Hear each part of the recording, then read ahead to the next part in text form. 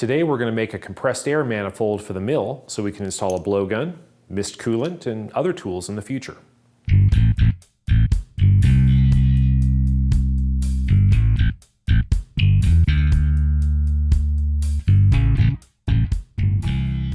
Welcome back to Cloud 42, I'm James. Over the last few videos, you've been watching me set up my new PM940 mill, getting it ready to run. And one of the things that has come up in the comments on multiple occasions is, why don't I have a blowgun on the mill for clearing chips? And the simple answer is because right behind this mill is my gym, and I don't really want metal chips under the squat rack. But as I've been using the machine, I've realized that I really do miss having a blowgun on it, so we're going to take care of that today. But instead of just dragging an airline over to it, I want to put a compressed air manifold on the machine so that I can connect the blowgun, and I have ports for mist coolant and any other tools that seem useful on the machine.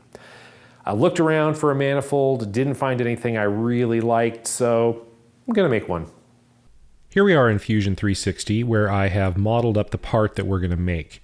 Now, I'm not planning on using the CNC mill for this because this is mostly just a block of metal with a bunch of drilled and tapped holes in it.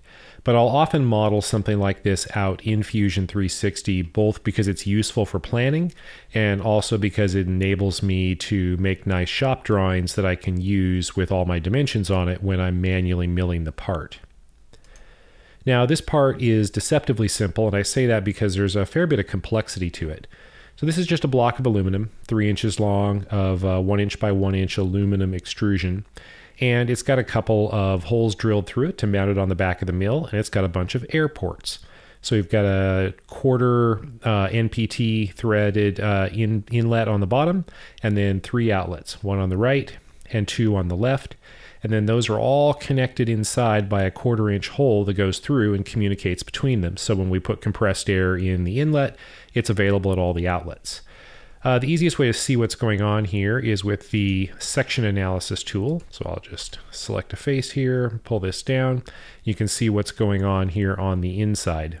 Now, these holes are just drilled in from the side, so these are 1/4 NPT holes. In Fusion, they're not modeled. These are just aesthetic threads. So this is, the top part of the hole here is tapered. This is just created with the hole tool. It is tapered, but the threads themselves are not modeled, which is fine because I'm not going to be 3D printing this. And whether you're tapping or thread milling, either way, you don't actually need the threads modeled.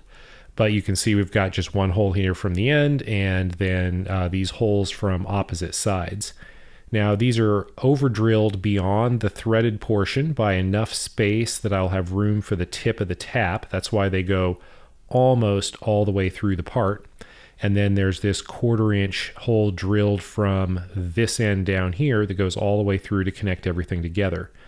And having a solid model like this allows me to come in and see things like where these cross-drilled holes fit. So it would be very, very easy to create one of these holes and accidentally intersect with one of the compressed air holes or intersect with the threads that actually extend into the wall here a little bit and end up with something that's not airtight. So having a 3D model like this to figure out exactly where to drill and exactly how deep to drill is very useful. Now let's talk a little bit about order of operations. Kind of no matter what we do, we have intersecting holes, and when we're using a drill, that's going to lead to interrupted cuts, which in a soft material like aluminum is going to cause the bit to wander a little bit. I do think I want to run this 1/4 inch hole through first because that's deep and it's the narrowest bit, and I'd like to have it go through straight. So I'll drill that from this end, but I'll probably drill the larger 7/16 inch tap size hole for this port in the end first. That'll get me down, almost an inch, and then I'll only have about 1.5 inches to drill through actual material with the 1/4 inch bit. So that should go easily, and then I can come back and drill in from the sides. Now, this hole here is going to be by far the most difficult because it has the most interruption and the most open space with the thinnest web up here to support it. I think we're going to be okay because these are tapered and it's a tapered pipe tap. Even though this hole is going to end up slightly out of round and slightly larger than expected, I think we're still going to be okay because of the soft material. We'll end up tapping this to about the right size, and then when we drive the pipe fitting in, it will actually force itself into the aluminum and seal. So I think that's going to work. So we've got a plan for what we're going to make. We've got a drawing with all the dimensions we need. Now we can just go out to the mill and make it. Okay, I've got the material here already cut and milled to size. This is just a 1-inch square aluminum extrusion. I'm not even going to worry about machining the outside. It is flat enough and parallel enough and pretty enough for to be mounted down near the floor behind the machine. I have milled off the ends. It's 3 inches long, and we just need to drill and tap a bunch of holes and a communication port through the center. And I've got my stop here in the mill vise so that I can mount this repeatedly in the same location. So the first thing I'm going to do is grab an edge finder and locate the back jaw of the vise and the side of the stop so that every setup is going to use the same 0. Okay, and I'll run this on high 2, which should hit me about 1100 RPM. Should be about right for an edge finder.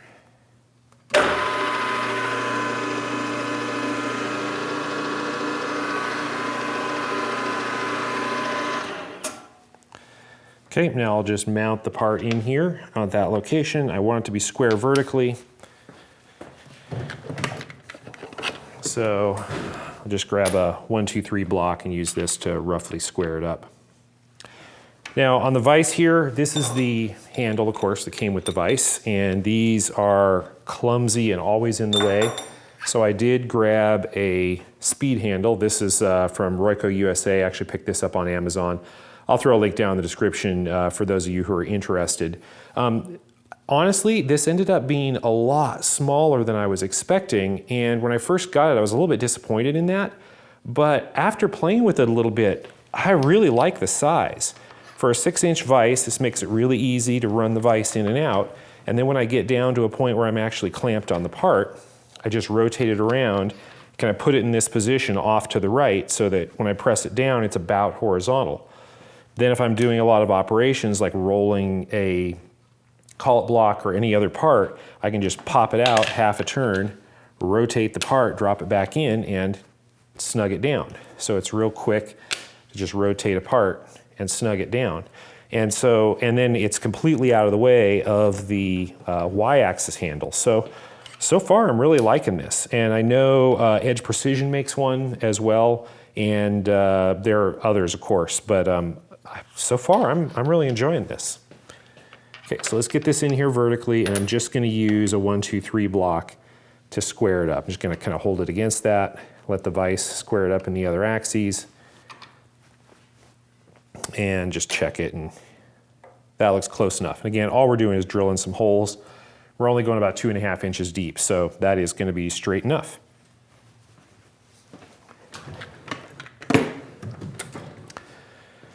Okay, the first thing we need to do is I want to drill the large hole in the end here for a tapped hole for the port. And I am going to start by spotting, since I'm using a jobber length drill and a rather large one and I don't want it to wander. And we'll run this over to 0.5 inches. Since it's a 1-inch blank, that should get us centered.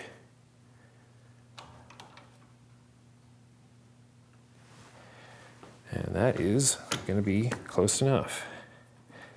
Now on this mill, like every mill with a quill, when you lock the quill, it actually forces the quill horizontally. In this case, it forces it in the positive Y direction a few thousandths.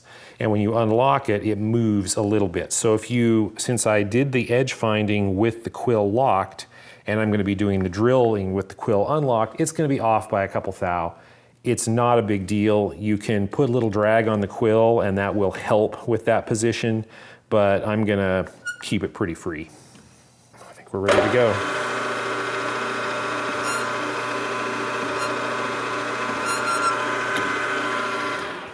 And I'm gonna do a quick bozo check and just make sure that looks like it's in the right position. And it does.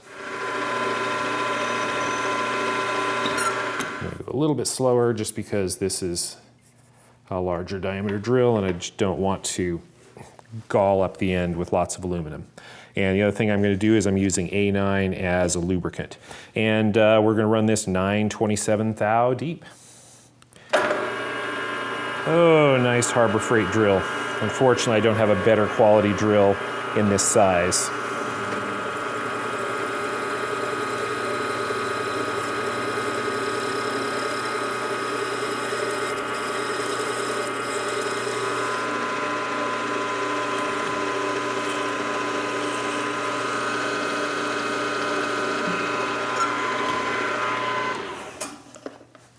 So now we've got our hole to tap, and we've got our communication hole all the way down. Now I've got a tap guide. Make sure we've got the clearance.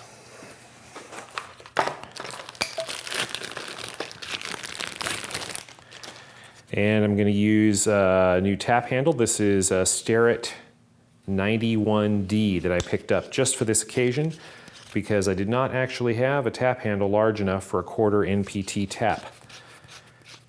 And yes, this is kind of extravagant, but it's a nice tool. And they don't give them away though. Okay, lots of A9 on this and in the hole.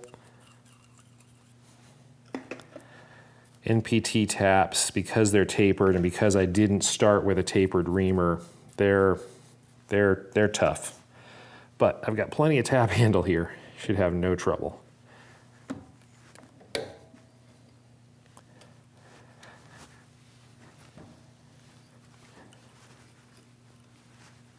Last time I did one of these, it was with a crescent wrench. And I will say this is a lot easier.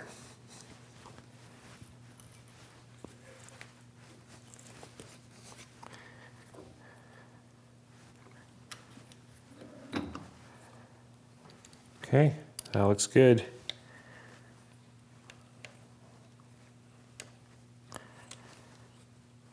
Quick cleanup of the hole. And that end is done. Okay, now we just need to mount the part horizontally against the stop so that we can locate and drill the other holes. Got a 1/4 inch wide parallel here. I'll just use one. Reposition my handle so I can quickly just pop that free, turn the part over to do the hole on the other side, clamp it back down. Nice. Okay, the holes on this side are 600 thou and 2.2 from the end. So let's find our first one.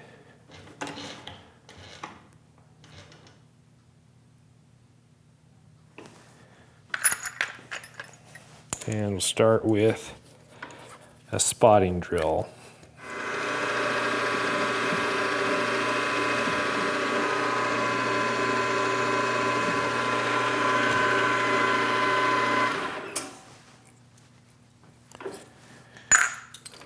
Okay, and we'll go straight up to the 7/16.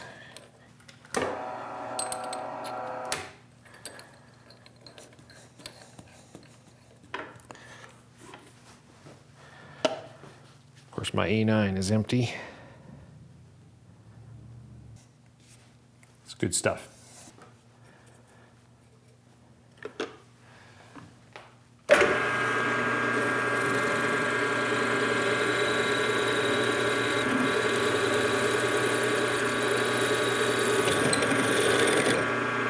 Now we're breaking through into the communication hole, which is expected.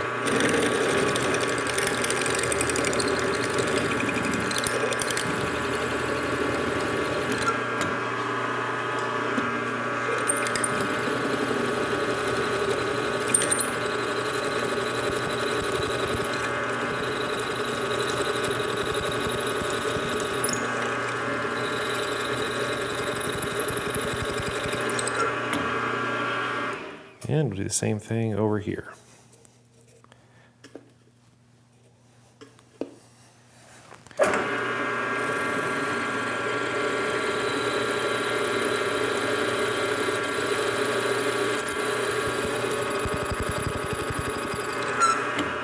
and the tap.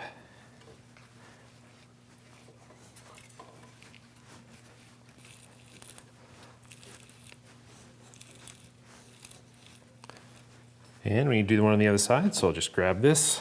I do have some burrs that I raised here, so we'll just take those off real quick.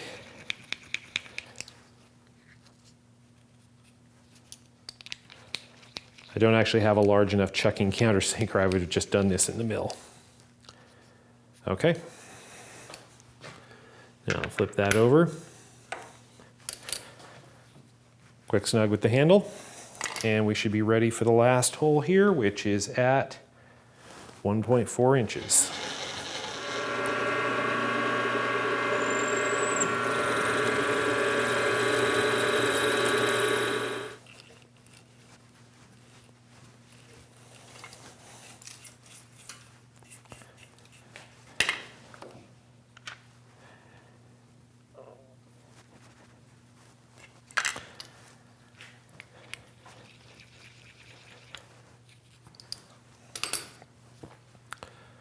Okay, there we go. I need to go find some compressed air and blow all the junk out of there, and then we need to drill some mounting holes. Now, according to the drawing, we need the holes here, and because this part is kind of asymmetric, I just lined it up with the drawing and put some Sharpie marks approximately where those holes are. We'll locate them using the DRO, but the holes or the marks are there just to make sure we don't get completely crazy and get them off on the wrong side. Because if I put this thing in the wrong direction and measure from the wrong side, we'll have a little bit of a mess.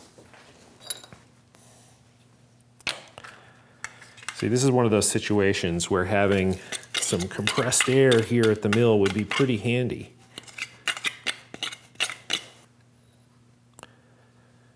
Okay, and I'm going to put the parallel in there at an angle, and hopefully we'll be able to miss the holes we're going to drill here. You know what, I'm not going to risk it. I'll just move the parallel between holes. So put it over on this side, and we'll do this one first.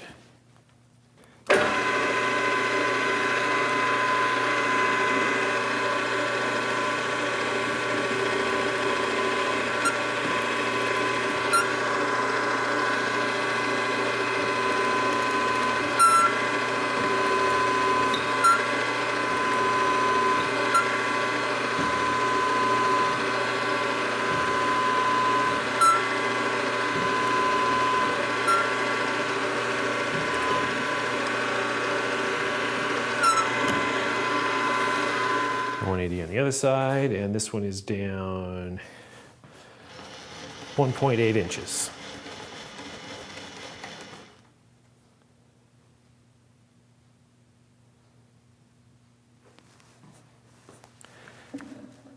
And that looks about right to me.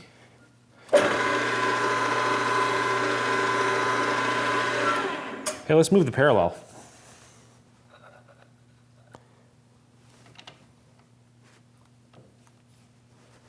How's that sound?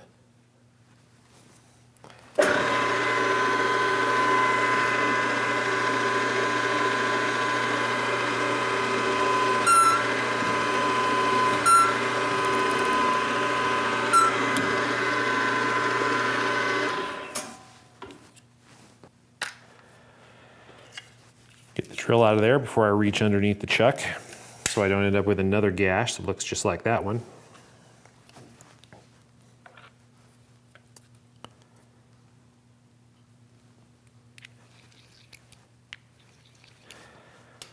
So this is all full of chips and covered in oil. I'm going to go wipe it off, give it a quick buff over on the buffer, and just clean up the outside of it with a little bit of Scotch-Brite, and maybe take some soap and water and try to clean all the, make sure we got all the chips out of the thread so everything will seal. And I will meet you over at the vise to put some air fittings on this. There's the part, all nice and clean. I just took it to the kitchen sink and ran it under hot water with dish detergent, just dish soap. And used a toothbrush to get in there and clean this all out. And just just basically took a toothbrush, stuck it in, just turned it around, just screwed it into the hole, and then the bristles clean all of the grit and anything that's left over out of the threads. So we just need to put some air fittings in this, and these are the fittings I'm using. These are 1/4 NPT, National Pipe Taper threads, which is what I threaded in here. And then these are the industrial style air couplers. There are industrial style, there are automotive style. I think there are 3, maybe even 4 different styles of these, and there are some universal ones. I use the industrial ones, so these are marked 1/4 IM, the industrial style. And why did I choose industrial style for my shop? Because the very first ones that I bought, not knowing anything about them, were industrial, so I just stuck with that. And that's what most people do, is just whatever you start with, that's what you use. Now for thread sealing, in theory, these can go together dry. In practice, that never works. So there's all kinds of things that you can do. You can use pipe dope, you can use tape. I have had great luck with Teflon tape. I put, 3 or 4 wraps of the Teflon tape around it, screw it in till it, feels nice and firm, and I don't get any leaks. And this works very well for me as long as they actually are the correct threads. I had some cases where I had some straight threads, not realizing that I didn't have NPT connections. They were a British straight pipe thread and ran into all kinds of problems. But as long as the threads mate, the Teflon tape has always worked very well for me. So I will use the Teflon tape, and you can go down in the comments and tell me how wrong I am.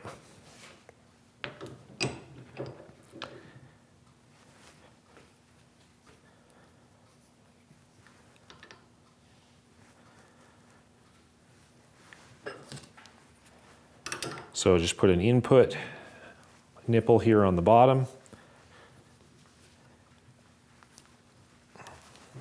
And I'm marring up my nice shiny finish. Yep, and that should be fine. That shouldn't leak, and if it does, I'll just give it another 1/4 turn.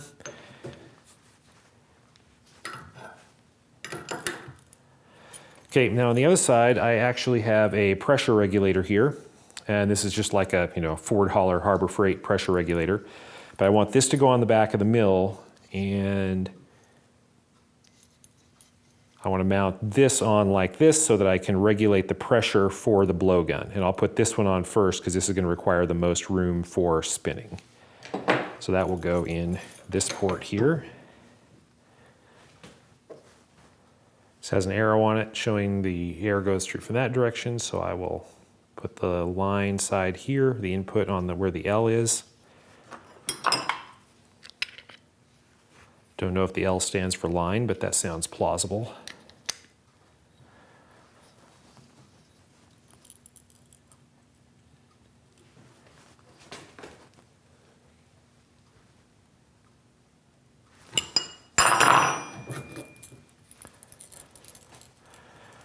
Okay, there we go. We are all ready to go mount this on the mill. Okay, now we just need to mount this on the back of the mill. And I want to mount it down here. I thought about trying to put it up on the mill itself, but I think I'd rather have it underneath this lip where it'll be out of the way. And I just got to make sure this doesn't collide here, but I want to mount it as high as I can. So right in there seems about right. Now I've got a couple of transfer punches here that I'll use. I'll just get it right about where I want it. And then pop a couple of marks in the back of the mill base.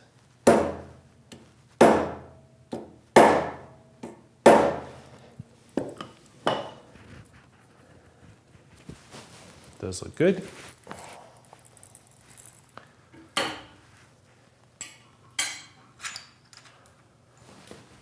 And now I just need a couple of holes.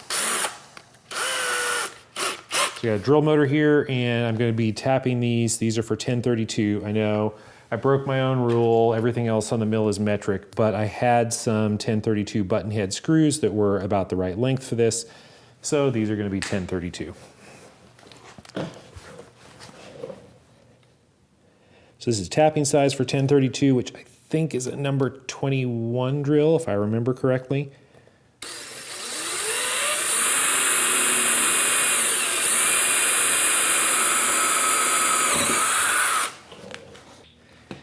And we'll hand tap them. And all I have is a spiral point tap in 1032. Well, I actually have a forming tap and a spiral flute tap, but figured this would be the most durable for running into cast iron.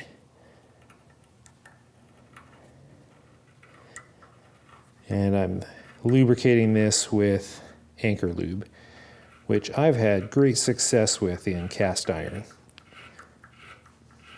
And you can go ahead and write down in the comments that no lubricant is needed for cast iron. I know that, but you can put that down there to make sure that everybody else knows that.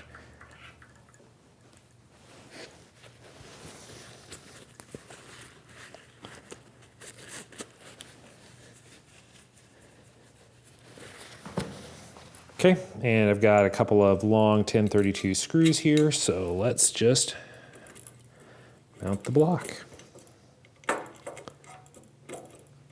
Hey, they lined up. That's good. Everybody knows that a 1032 button head screw uses what size wrench? 1/8.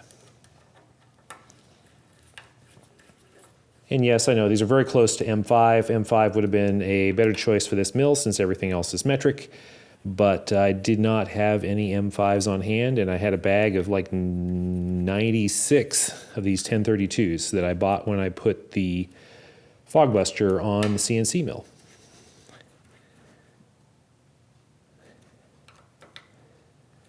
And there we go, nice and solid. Okay, now we need some air.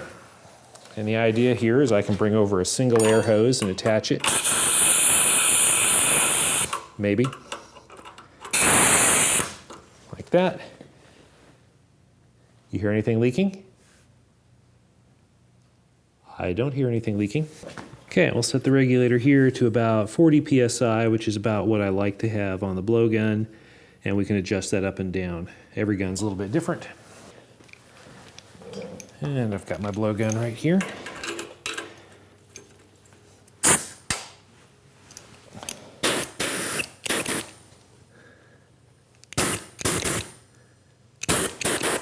Okay, that's nice. And now we've got a little coiled hose and our air gun right here, ready to go. Now I am getting a little bit of leaking. This air gun is Guard Air. This is the 80WJ. And this is a little bit different from some other air guns. It doesn't actually have an opening in the end at all. The air comes out of an annular ring around the side here, and that does a couple of things. One is, it's quiet. It's way quieter than any other air gun that I've ever used. And the other is a safety feature. Because there's no point on the end here for the air to come out of, it's impossible to fall and jam this against your body and actually inject air and cause an embolism, which is, I don't know how big of a risk it is, but it is possible, especially with high pressure air systems. And with this, it's very difficult to do that because the air comes out around the sides. But I like it because it's so quiet. So now we have the air gun. Now I am getting a little bit of leakage right now. I have a little flexible joint here, and we'll see as that wears in and has some air pressure on it if that seals up a little better. If not, I may need to replace that, but that's handy just because it gives you a little bit more freedom with the gun and the hose doesn't pull you around quite as much. So now I need some place to put this, and I don't really have any place, but I've got a dovetail here on the end. That's not a good place. So I 3D printed a little part for this. And all this is just ABS plastic, and it's a 1/4 inch thick plate with a nice big hole for the hook on the top of the air gun and a dovetail on the back to match the dovetail in the front of my table. And to size this, I just used calipers and took rough measurements of the width of the front, the width of the back of the dovetail, the depth of the dovetail, and I modeled this up in Fusion 360 to be an exact match, except I took 10 thou off the depth because I don't want it to bottom out in the back of the dovetail, and I took 5 thou total off the top and bottom. So it should slide right in. But I know that because this is overhang on my 3D printer and I'm going to get a little bit of a rough surface or some roughness around the corners, it's going to be slightly bigger, and the idea was to make this a nice slip fit, not really a slip fit, but kind of a force fit in there so that it would stay put, and that's exactly what I get. So I get a nice little hook, sits here on the end, and gives me a place to drop my air gun. I can grab this, blow chips all over the shop, and drop the gun back there, and it stays nice and out of the way and ready to drop on the floor. So we'll see how that goes long term. I anticipate that the plastic on this will eventually fail. I anticipate I'll get some layer adhesion failure and that dovetail will pop off and this will drop. Until it does, I'll use it. And when it does, you know, if we're 2 years down the road, I'll print another one. If this breaks off in a week, I will probably do another video and make one of these out of aluminum or come up with some other simple solution here. But CNC milling something like this out of aluminum would be a lot of fun. Well, that's all I have for you today. If you enjoyed this video, please give it a thumbs up. Feel free to subscribe to the channel and leave me a comment. I'd like to know what you think. Thank you for watching.